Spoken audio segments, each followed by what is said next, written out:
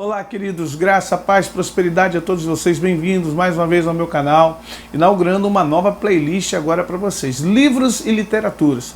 Depois de sempre ser cobrado durante quase 2 anos sobre questões dos livros que eu leio, os livros que eu utilizo para consulta, para me basear em alguns temas que eu tenho colocado aqui no canal, finalmente eu vou separar toda semana 1, 2 ou 3 livros para indicar. Mas não vou só indicar, mostrar a capa e dizer compre esse livro, não. Eu vou sempre separar um trecho, um parágrafo e vou falar um pouquinho do livro para vocês que vocês possam, assim, é claro, na medida do possível, e se vocês também tiverem interesse, buscar essa literatura, tá bom? Você que não conhece o nosso canal, se inscreva. Você que já é inscrito, assina a notificação e fique aqui com a gente, daqui a pouco eu volto. Aprender é muito mais do que ir à escola, aprender é muito mais do que ouvir outras pessoas falando. Aprender é, acima de tudo, é investigar, é ler, é procurar, é buscar a informação da maneira certa, talvez não, mas é pesquisar, é tentar entender o que quem escreveu entendeu. É procurar passar à frente não somente uma impressão, uma mensagem, mas um conhecimento. Não dá para ir em frente sem saber, e não dá para saber sem estudar, e não dá para estudar sem ler. Essa é a simples prática do dia a dia da leitura. Por isso livros são importantes. Por isso a leitura ela é importante para o crescimento intelectual, espiritual, psicológico. E nós temos uma missão.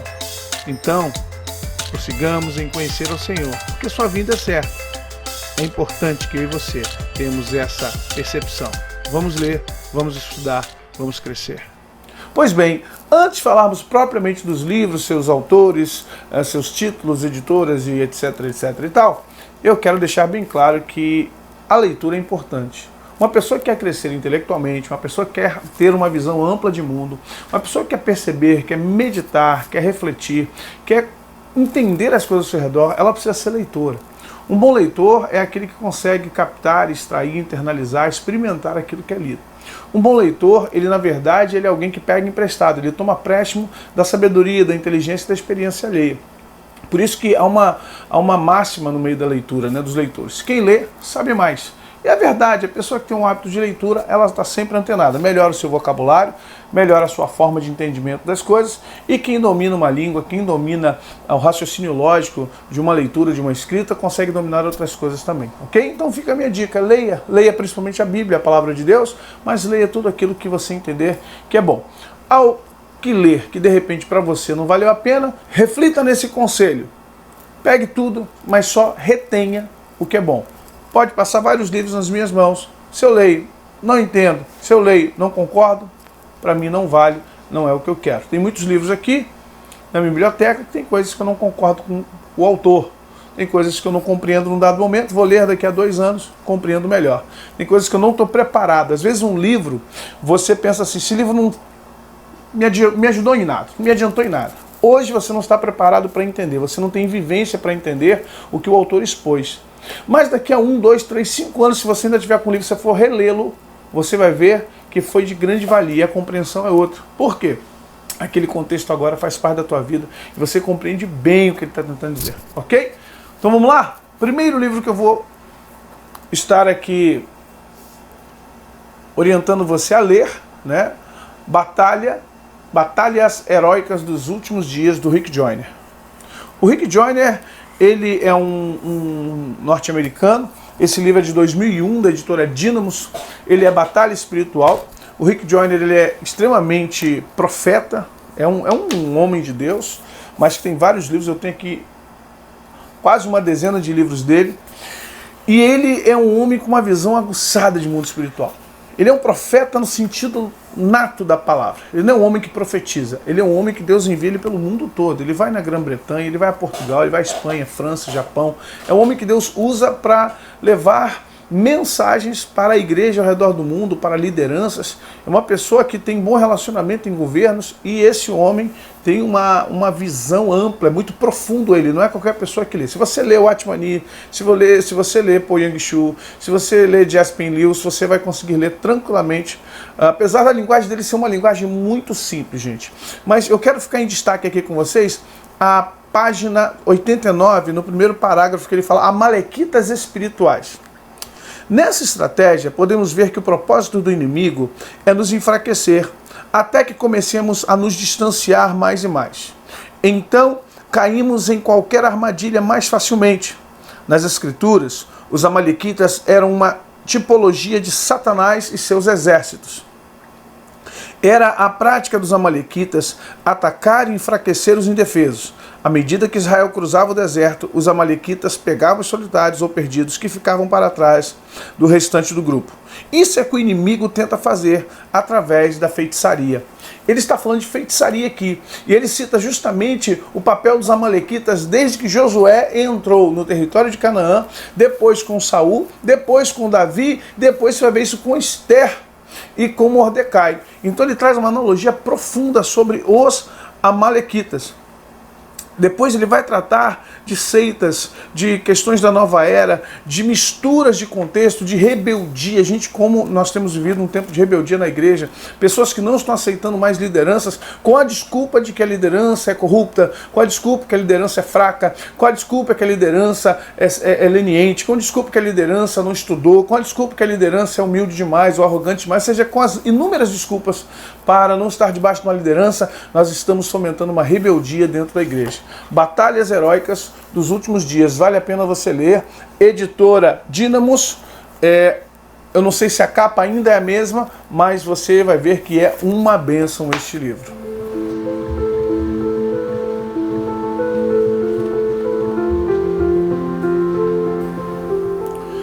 Ainda na linha de batalha espiritual, eu apresento a vocês Guerra contra os Santos. A editora dos clássicos, ela lançou na época, em 2003, 2004, 2005, uma série Alimento Sólido. E Jaspin Lewis, que é uma convertida francesa do século XIX, ela vive na época de Evan Roberts, o avivalista do país de Gales. E ali ela se converte. E ela tem uma visão, apesar de estar 2 séculos de distância de nós, ela tem uma visão de reino, uma visão de batalha espiritual, para muitos até mesmo ortodoxa. Não, isso é uma ortodoxia muito grave, não pode, sabe? Mas esse livro me impactou muito na época. 15 anos atrás eu tive em mãos, 17 anos atrás eu tive em mãos, trabalhava em distribuidora, e um amigo me apresentou esse livro, e eu achei assim tremendamente. Foi junto com o Homem Espiritual, do Watchman, volume 1, 2 e 3, que depois estaremos oferecendo a vocês também. Mas dentro de batalha espiritual, isso aqui é muito importante. Esse livro é de 2003, da editora dos clássicos, é batalha espiritual, e em destaque eu vou separar aqui a página 17, 19 e 20. Vamos para a página 17, no segundo parágrafo. A principal faculdade aberta ao acesso dos espíritos enganadores é a mente, especialmente antes de o crente reconhecer a necessidade de uma mente renovada, Efésios 4, 23, e perceber que sua mente pode estar aberta aos espíritos malignos e ser usada por eles, apesar da operação divina nos recônditos mais profundos do seu ser. Antes também de ele reconhecer o que admitiu como base para os espíritos malignos na sua vida passada, pois todos os pensamentos inseridos pelo Deus deste mundo cegam a mente, 2 Coríntios 4, 4 e Efésios 2, 2, e criam material para sua ação posterior. Tais pensamentos foram armazenados no inconsciente, talvez anos antes. Podem ser conceitos mentais admitidos sem exames, ideias vagas que escorregam para dentro da mente sem o conhecimento do crente, uma frase no papel, uma palavra solta que chega ao ouvido, os refugos do mundo mental, causando efeitos despercebidos sobre ele, deturpando as escrituras e colocando a mente quase que à mercê de qualquer sugestão de espíritos malignos sob certas condições posteriores. Ela aqui, o tópico que ela está tratando é a base para os espíritos malignos na mente. Muito antes de qualquer outras pessoas virem com essa questão de batalha espiritual na mente, campo de batalha na mente, ela já estava tratando disso já no século XIX, 1800 e alguma coisa, não me lembro aqui da idade certa. Ainda na página 19, ela põe assim: 2 maneiras pelas quais o inimigo coloca pensamentos na mente. O enganador tem 2 formas de colocar pensamentos na mente humana. 1, por meio de comunicação direta com a mente. 2. De forma indireta, mediante os ataques ao espírito, causando sentimentos indesejáveis, tais como impaciência para com os ataques, que causam pensamentos impacientes na mente, seguidos de palavras impacientes. Você lê isso aqui, parece meio complicado? Não, ela está dizendo o seguinte: o inimigo coloca impaciência em você, e quando vem um ataque, você fica impaciente com os ataques.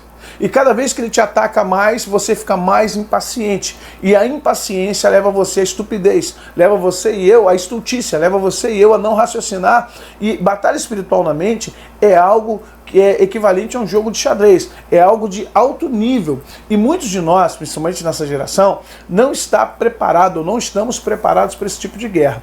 Seguindo aqui, o cristão tem um senso de estar persistentemente sendo impedido por algum obstáculo invisível, pois o espírito maligno que sugere certa ação, e então, quando ele tenta realizá-lo, é impedido, criando um senso de irritação incontrolável. Ou seja, você tenta fazer as coisas e parece que algo está te impedindo, e você fica cada vez mais irritado e cada vez mais impaciente com essa batalha. Parece que nada que ele faz funciona, e a sua vida parece consistir de pequenas irritações demais para que possa tolerar, causando uma sensação de enfado, descontentamento que cresce dentro de si, a despeito da sua vontade. A atividade frenética que não realiza nada pode se manifestar ocasionalmente, ou mesmo atividade constante, sem momento de descanso, dificuldade de trabalhar durante o dia, sonhos à noite, sem nenhum senso de descanso ou lazer, sofrimento, confusão, dificuldade de ação, embaraço, perplexidade. Tudo isso emanando direta, maliciosa e deliberadamente dos espíritos malignos não reconhecidos pelo indivíduo. O que ela está abordando aqui?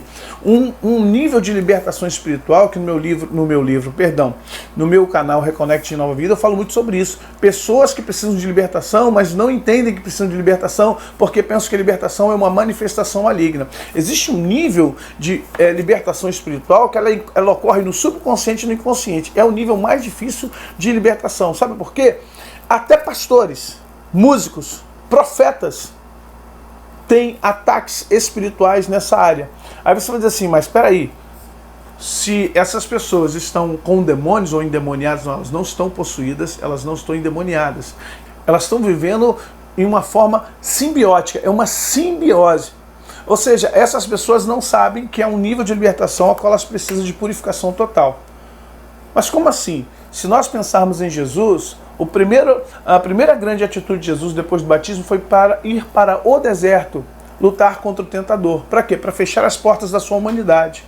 Quando Satanás está para vir o final do ministério de Jesus, ele diz assim: é chegada a hora do príncipe deste mundo, e em mim não há nada que é dele. Ou seja, ele fechou lá no deserto todas as portas, porque ainda que sejamos crentes com o Espírito Santo, ainda que profetizemos, preguemos muito, cantemos muito, venhamos a dar aula na escola dominical, salvar pessoas, dentro de nós ainda há prospecção, igual petróleo, ainda há prospecção para os demônios. Veja que Jesus disse para Pedro: vá de retro, Satanás, tu és para mim uma pedra de tropeço. Pedro, antes que o galo cante, tu me negarás 3 vezes. O que ela está falando aqui da libertação é justamente as portas do ego, as portas que permitem alguns demônios estarem sugerindo pensamentos, palavras e ações sobre nossas vidas. A Guerra contra os Santos, de Aspen Lewis, volume 1, volume 2, a editora dos clássicos, a série é Alimento Sólido.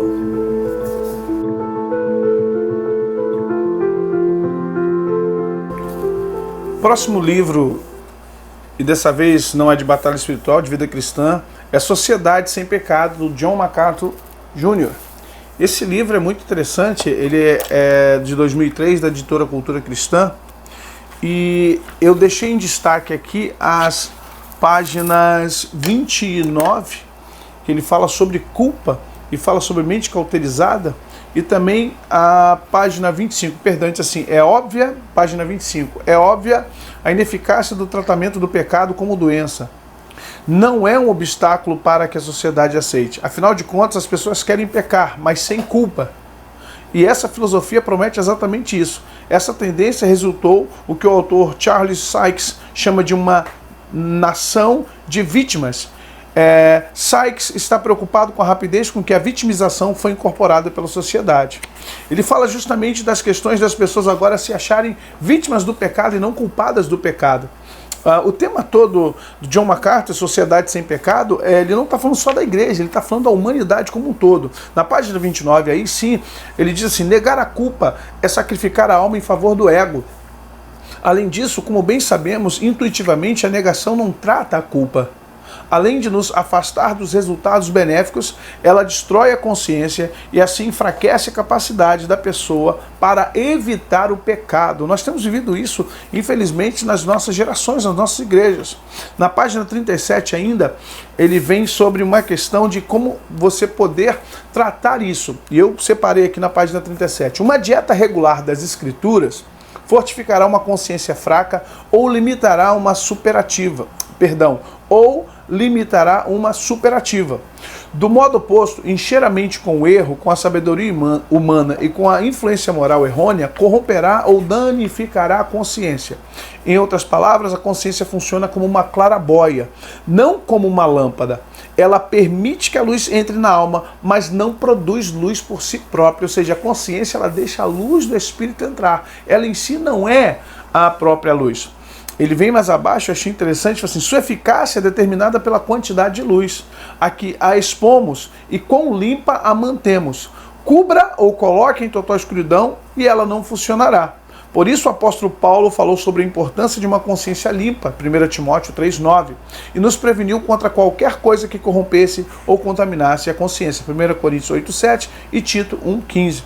Usando outra metáfora, nossa consciência é como a extremidade da ponta dos dedos. Sua sensibilidade ao estímulo externo pode ser prejudicada pela formação de calos ou até mesmo ferida tão gravemente que se torna insensível a qualquer sentimento. Ou seja, você tem as pontas dos dedos sensivelmente. Músicos que tocam instrumentos de corda graves, a gente vai perdendo, fala a gente, porque desde criança toca o violão e instrumento de corda, e com o tempo isso aqui vai ficando duro, principalmente a da esquerda.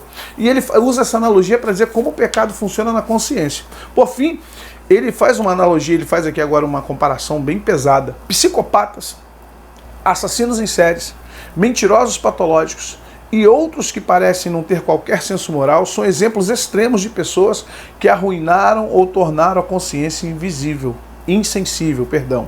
É possível que tais pessoas pequem sem sentir remorso ou escrúpulo? Se sim, é somente porque destruíram a própria consciência por meio da imoralidade e ilegalidade implacáveis. Certamente, elas não nasceram desprovidas de consciência. A consciência é parte intrínseca da alma humana. Embora ela esteja calejada, cauterizada ou entorpecida numa aparente dormência, continua a armazenar provas de que um dia serão usadas como testemunhas para condenar a alma culpada. Ele vai para a questão do trono branco, lá em Apocalipse. Ele vai para a questão do grande dia, quando Jesus diz: acerca de todas as suas palavras, pensamentos e obras, vocês darão contas de tudo. Aí a gente fala assim: mas como é que eu vou dar conta de palavras, pensamentos e obras? A consciência é amiga de Deus, ela não é amiga do ser humano.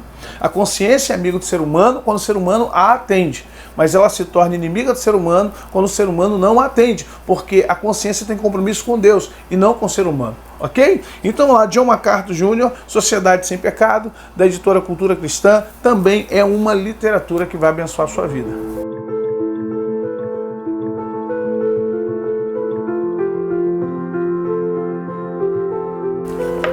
Pois bem, amados, esses foram os 3 livros, essas 3 literaturas que eu tenho aqui comigo, que já utilizo, reutilizo, volto, procuro, leio, releio, relembro, e são livros que vão fazer bem a sua vida. Eu tenho certeza que você será muito abençoado, abençoada na literatura desses livros, ok? Se você ainda não é inscrito no canal, se inscreva, assina a notificação, deixa seu like se você gostou desse vídeo, tá bom? Deus abençoe vocês, graça, paz, prosperidade sejam com vocês. Amém.